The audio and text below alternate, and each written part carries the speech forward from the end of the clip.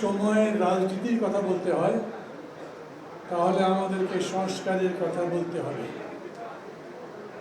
ফখরুল ভাই বললেন 166টা প্রশ্ন দেওয়া হয়েছে।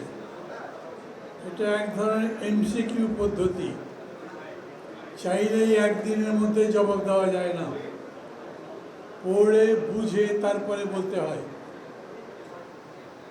তবে যে প্রশ্নটা উঠেছে, এই 166 জনের মধ্যে কেটে ছেটে সংস্কার ছোট করবার সুযোগ নাই।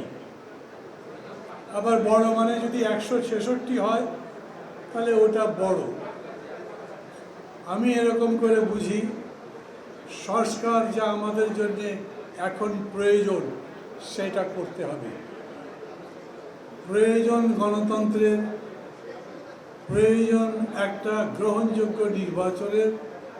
সবাই খুব খুশি মনে ভোট দিতে পারবে, সবাই যেরকম ভোট দেবে সেরকম করেই গণনা হবে এবং সেই ফলাফলের ভিত্তিতে পরবর্তীতে যারা জিতবেন তারা সরকার গঠন করবে। কে জিতবেন ক্ষমতায়, কে যাবেন আমি জানি না, আমি যাব এরকম আশা করি না। কিন্তু ফখরুল ভাই যদি যায়, আমার যে মন খারাপ হবে সেরকম না। অন্য যে কেউ যদি যায় তাও আপত্তি করবার কারণ নেই।